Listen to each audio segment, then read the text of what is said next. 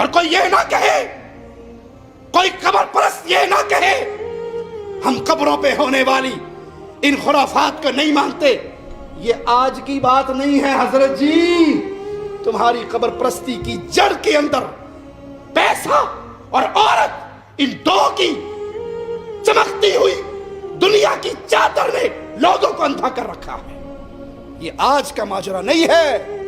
تمہارے پرانوں کی بھی خبر سنا دوں، کچھ ہم سے سنا ہوتا، کچھ ہم سے کہا ہوتا، غیروں سے سنا تم نے، غیروں سے کہا تم نے۔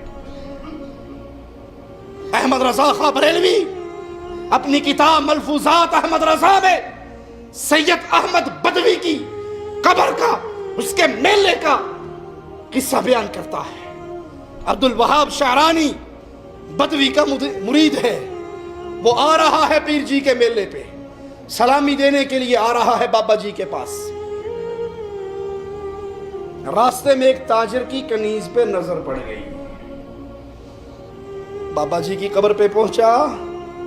جس بابے نے سمجھانے کے لیے پیار سے، درد سے توحید کا پیغام آپ کے دل میں اتارنے کے لیے کہہ رہا ہوں، طنز کے لیے نہیں، اللہ کی قسم طنز کے لیے نہیں، رب محمد کی قسم کسی کے دل کو دکھانے کے لیے نہیں، رب کی سچی الوہیت کا درس دینے کے لیے، شرک کی فیکٹریوں سے نکال کر رب کی مسجدوں میں لانے کے لیے درس دے رہا ہوں۔ ہائے ہائے، جس بابے نے استنجا خود نہیں کیا تھا، جس پیر نے کپڑے خود نہیں اتارے تھے، جس بابے نے کفن خود نہیں پہننا تھا، جو بابا چل کر نہیں گیا تھا، چار کندھوں کا محتاج تھا، اس بابے نے عبد الوہاب شعرانی کے قبر پہ آنے کے بعد سوال کیا، وہ جو لڑکی تمہیں نظر آئی تھی اچھی لگی ہے؟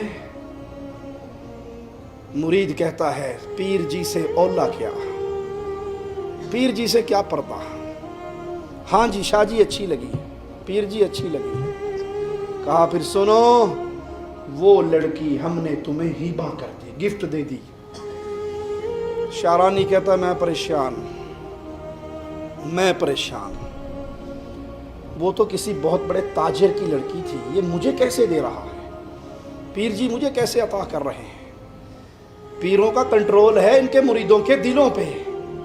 اور میرے آقا نے کیا کہا تھا، امام الموحدین نے کیا کہا تھا، محمد کریم نے کیا کہا تھا صلی اللہ علیہ وسلم، رب کی انگلیوں کے درمیان رب کے بندوں کے دل ہیں، وہ جدھر چاہتا ہے پھیر دیتا ہے۔